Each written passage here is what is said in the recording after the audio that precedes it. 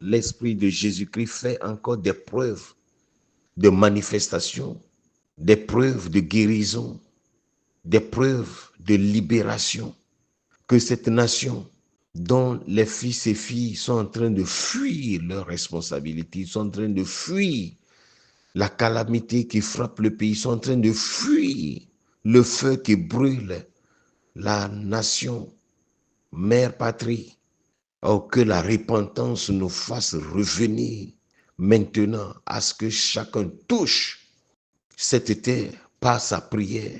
Nous demandons ce matin que le roi de gloire qui est assis à la droite de la majesté divine, Jésus en personne, par son esprit, relève ce pays, relève cette nation.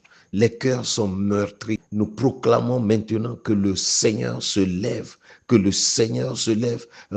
Le soleil de la justice se lève dans ce pays maintenant pour qu'un aveugle voie son Dieu, qu'un cœur assoiffé soit atterré, que des âmes vraiment qui sont perdues dans l'imagination, dans les pensées, noyées par des soucis, soit touchées maintenant. Nous prions pour que cette nation, au réveil de ce jour, que les gens soient touchés, que les gens soient ramenés au Seigneur, que des familles entières se répandent, que des hommes se répandent devant leur maison, devant leur épouse, et que des femmes confessent devant les enfants le Seigneur, le Dieu de paix. Nous prions pour la nation, cette nation qui est déchirée, que le Seigneur guérisse ses maux, redresse la nation dans toute sa diversité. Nous prions pour que le Togo soit relevé de la bassesse, parce que sans la repentance, le retour au Seigneur, il n'y a pas de développement conséquent, il n'y a pas d'ouverture, il n'y a pas de liberté. Mais quand nous sommes de retour à la maison et reconnus par le trône, nos péchés sont pardonnés, libérés des entraves et des liens imposés par l'ennemi. Que ce Togo soit libéré. Bien-aimés dans le Seigneur, il est écrit dans Matthieu chapitre 3, le premier verset, qu'en ces temps parut Jean-Baptiste qui prêchait la repentance. Nous sommes dans les jours où la nation togolaise doit voir émerger des leaders qui prêchent le retour au Seigneur, la repentance. Et nous demandons la repentance de tous les couches sociopolitiques, socio-industrielles, socio-religieuses. Nous prions pour la repentance, le retour à Dieu, le retour au Seigneur. Il faut que ce peuple revienne à son Créateur. C'est pourquoi nous prions. Vous pouvez élever votre voix partout où vous êtes maintenant, vous joindre à tous ceux qui sont à la brèche de cette nation pour élever la voix et demander, comme Jean-Baptiste le disait, repentez-vous. Que cette voix de revenir à Dieu, de revenir à la base biblique, que cette trompette résonne maintenant dans l'âme, dans l'esprit, dans l'entendement de cette nation.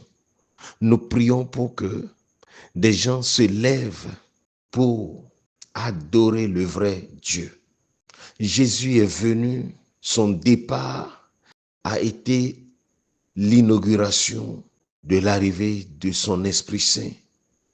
Et nous sommes dans ces jours où l'Esprit fait encore des preuves que ce moment d'intercession passe par les murs, par les toits, par le sous-sol, pour transpercer les corps, franchir les barrières, pour toucher les cœurs, saisir les âmes. Que toute décision maintenant, que ce soit dans le monde spirituel, que ce soit dans le monde physique, que c'est prise, que toutes ces décisions, si cela n'honore pas le Seigneur pour ramener le peuple à lui le Créateur, que ses décisions soient annulées, que Satan et son inspiration soient lynchés et que le peuple soit libéré. Nous demandons que le Seigneur Jésus, par sa puissance, guérisse maintenant l'amertume des cœurs. Vous voyez, plusieurs ne veulent même plus prier. Ils veulent même plus aller à l'église. On ne veut plus aller adorer le roi à cause des soucis, à cause des besoins élémentaires que les gens éprouvent. Mais nous sommes là pour leur dire ce matin que le Seigneur est souverain. Il sait quand et comment pourvoir à tous les besoins. Il sait quand et comment ramener la stabilité dans une âme troublée, la quiétude, la paix, dans un foyer, dans une nation. C'est pas la prière. Nous demandons aux autels érigés dans ce pays, non conformes au plan spirituel de Dieu, Père de cette nation, que ces autels-là tombent, que ces autels tombent. Et nous réclamons la paternité de Dieu sur ce pays. Nous réclamons la paternité de Dieu sur ce pays. La paternité de Dieu. La paternité de Dieu. Jésus est le Père de cette nation. Yahweh est le souverain de cette nation. À lui la gloire nationale. À lui le culte national. À Dieu seul. Ce Dieu qui s'est révélé au peuple d'Israël.